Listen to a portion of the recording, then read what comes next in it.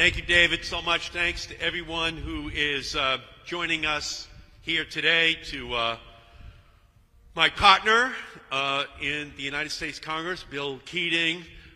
Just so great to be with you again. Just such an incredible advocate for New Bedford, for our state. To Colonel John Adelano, thank you, sir.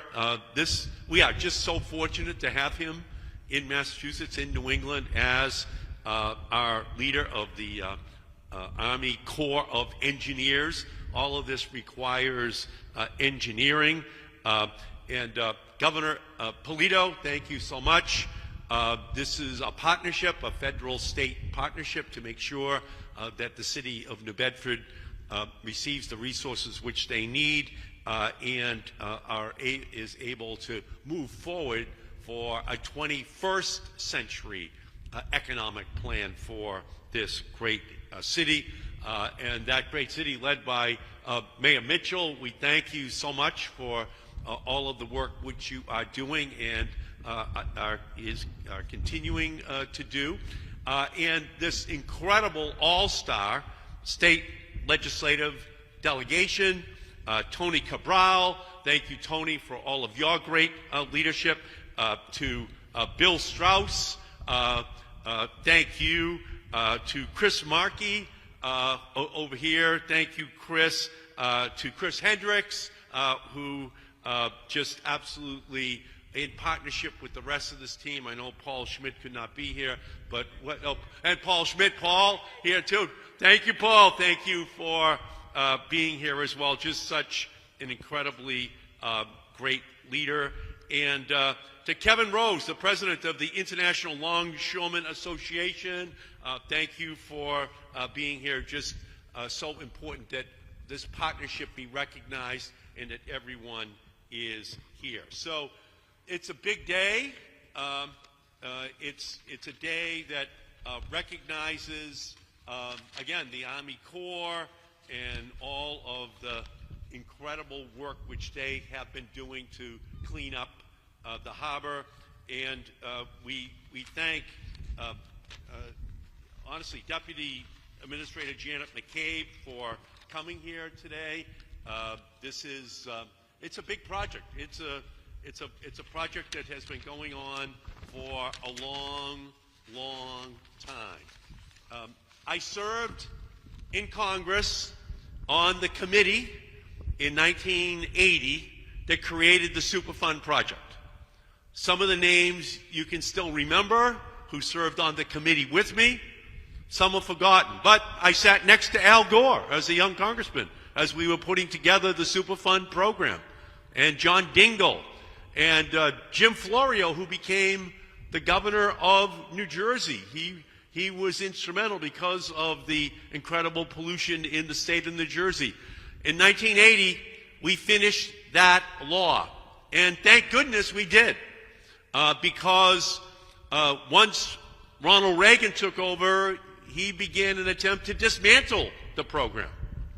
In fact, by 1983, our committee had to lead the effort to put the head of the Superfund program, Rita Lavelle, her name was, under Ronald Reagan, in prison for non-implementation of the Superfund program. So that was a huge battle. But in 1983, New Bedford was put on the Superfund list to make it eligible for all of the funding that would be necessary to remediate all of the damage which had been done to the harbor over all of those years. So that is now coming up to its 40th anniversary. And as we know, a vision without funding is an hallucination, which is why we're so proud to bring the $73 million here today to finish off this incredibly important historic project. Ultimately, it will have been close to $1 billion which was spent to clean up this New Bedford Harbor mess that had been left by a generation of industrialists who use New Bedford Harbor as a dumping ground. Rather than ensuring that all of the environment was protected, instead they said they would increase their profits rather than protect against the pollution that would haunt New Bedford Harbor for generations. And now we're on the cusp of a new era. And this funding is possible because of the incredible investment which we made in the $1.2 trillion infrastructure bill of 2021, which President Biden signed. And that funding is coming back here in the form of jobs that are going to be created to finish this project, and then the new jobs which will be created along New Bedford Harbor.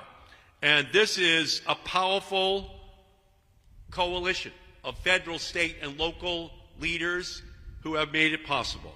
And it shows that we can help right the wrongs of the past, that we can restore these storied waters for the people, and we can solidify the bright blue future for this world-class port city. In partnership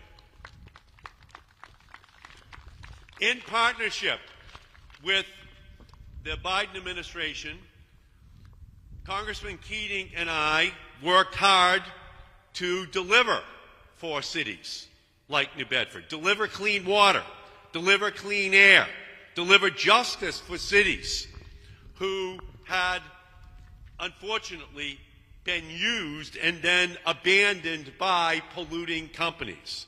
With this funding, we will finally be able to clean up the toxic PCBs that have been putting their poison into the sediments of New Bedford Harbor for far too long. Together, we can now make PCB stand for Pristine Clean Bay, with a clean and healthy food chain and marine ecosystem throughout the Acushnet River and Buzzards Bay.